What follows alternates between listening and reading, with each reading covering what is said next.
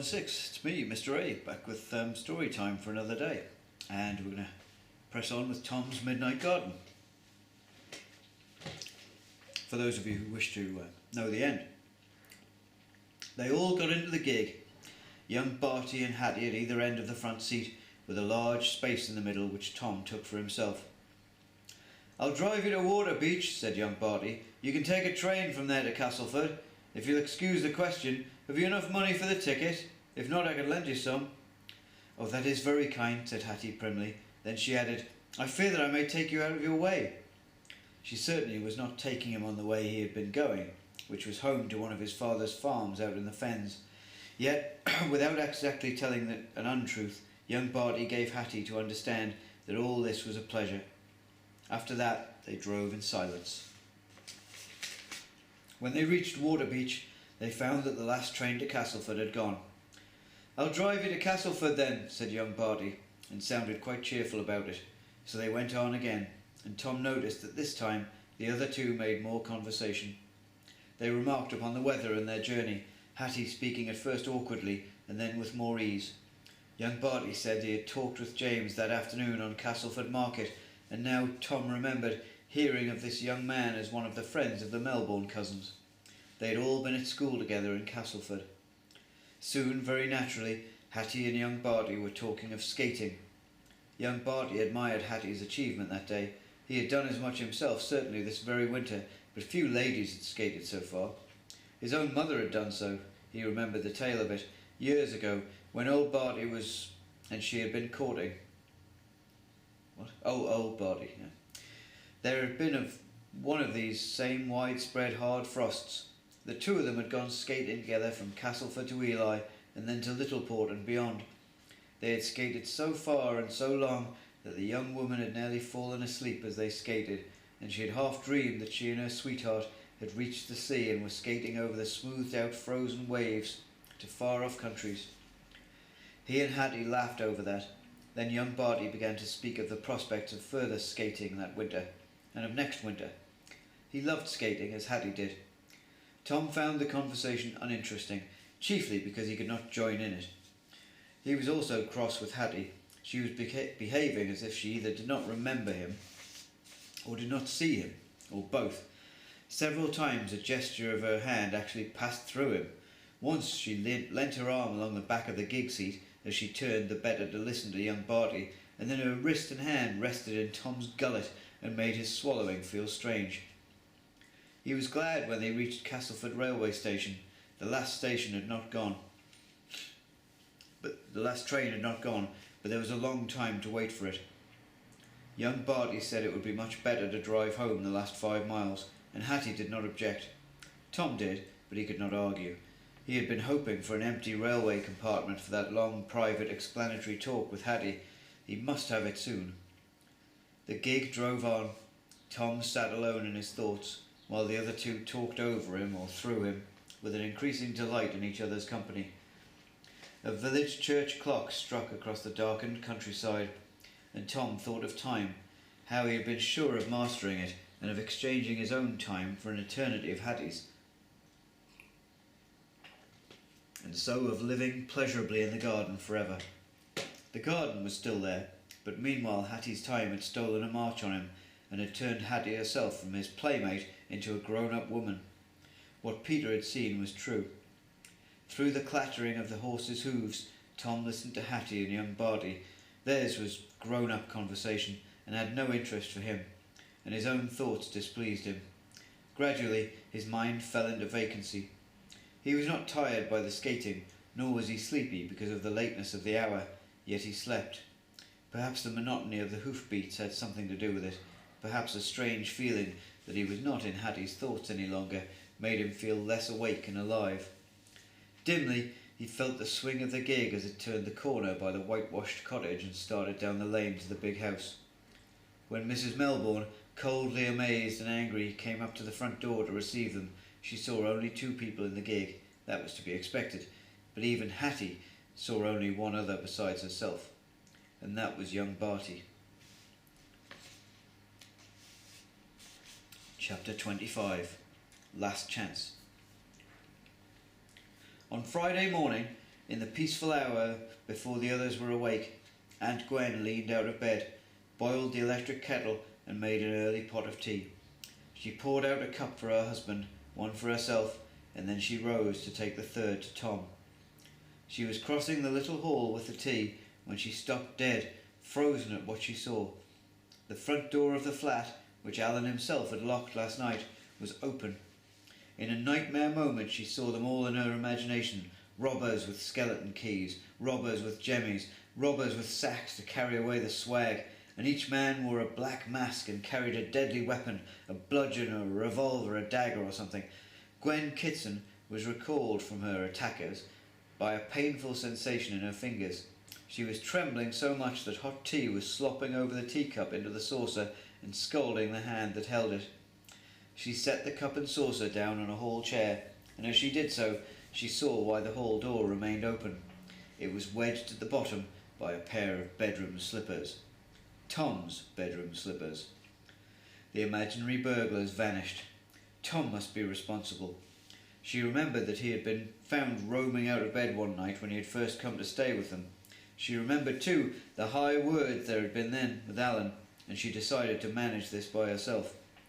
First of all, she had a look outside on the landing where there was no sign of Tom. Then she removed the bedroom slippers, closed the door, and went into Tom's bedroom. There he was, fast asleep, not even shamming. She was sure.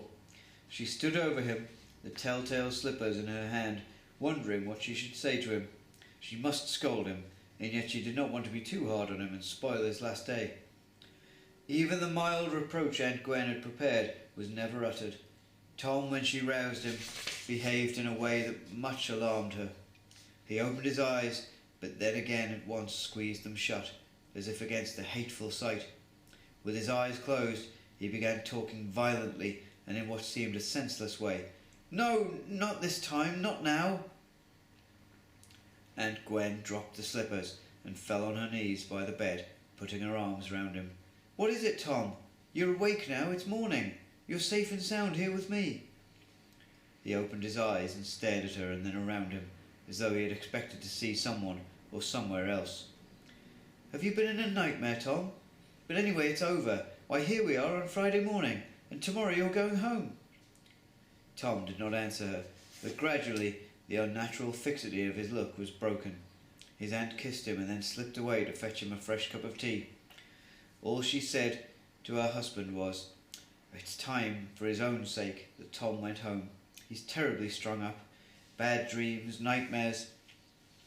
She thought of a new explanation for the bedroom slippers. "I shouldn't be surprised if he even walked in his sleep." Aunt Gwen did not mention to Tom the bedroom slippers found in the doorway, and Tom, later observing them lying by his bed, only thought they were yet another part of the mystery of his being here at all. With him under the bedclothes, the laces twined round the fingers of his left hand, were Hattie's skates that had taken him to Eli. And yet here he was, on Friday morning, in the Kitson's flat. He had felt so sure of being able to exchange his time for an eternity of Hattie's, and he was back again after only a few hours of her existence. But perhaps that was because I let myself fall asleep in the gig, Tom thought, and resolved that such a thing should not occur again. For he still had another chance. He had tonight. Tonight he would go down to the garden and stay there for as long as he pleased. He debated whether to take the skates with him or not. If the great frost were continuing, he was willing to skate on the pond or on the meadow, but he was not willing to forego the garden altogether as he had done last time. Perhaps anyway, the season in the garden would be summer, as it used to be. Tonight, when he opened the garden door, the air that met him might be warm and soft and smelling of flowers. The yew trees across the lawn would welcome him. He would go down the sundial path and then turn right and run along the shadowy tunnel path between the yew trees and the nut stubs, and come out into the sunshine again by the asparagus beds, and perhaps see Abel digging a root of horseradish by the early apple tree, and Hattie, a little girl again, in her blue pinafore, waiting to spin her tales for him. But time in the garden can go back, Tom reminded himself, and she may be a little girl again tonight, and we shall play games together. Friday was spent mostly in getting ready for Tom's going home. His things were collected and gone through. His suitcase was polished and relabelled, and his aunt took him out shopping to choose whatever delicacies he would like for his packed lunch on the train, and what little presents he would take with him to his mother and for Peter and father.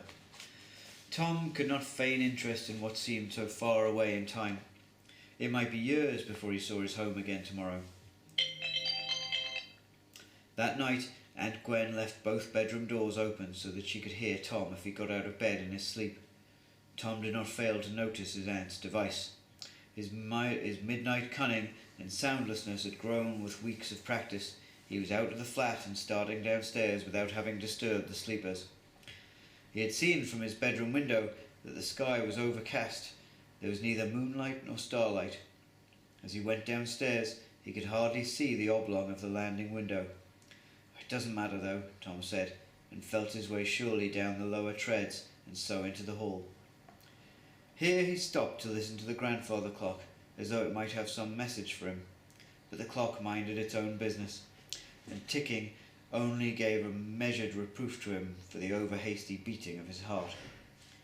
He went down the hall, turned left at the old boot cupboard, and was at the garden door. Suddenly he was in a panic to be out. He tore at the fastening of the door, and though it was the wrong fastening that his fingers found, he would not allow himself to think of that. "I'm going to get into the garden," he said between his teeth, and the clocks ticking behind him neither confirmed nor contradicted his words. He had got the door open now, and it was night outside too, as black as the night indoors. He could see nothing. He stood on the doorstep and sniffed the air. There was no frost to it, and yet there was no lingering summer perfume of shut flowers and from grass and leaves. The air seemed empty of smell, except for a faint tang that he could not quite place. "It doesn't matter," said Tom. The blackness did not matter either, because by now he knew the garden by heart. Blindfold he could have found his way. Where should he go first? Across the lawn to the yew trees? He sprang forward and began running. His bare feet fell onto cold stone. He knocked against a tall metal thing, and its lid fell off and rang upon the stone again. He shied away and still ran on in the direction of the yews, but long before he reached the trees, crashed into a wooden fence, and knew that the tangy smelt had been of creosote, and that this was the creosoted fence enclosing the backyard where the ginger-bearded man kept his car and where the tenants kept their dustbins. Looks like he's back in the present, or still in the present. Right then, I'll be back again tomorrow and we'll finish this off. Have a great day, everybody. Bye bye.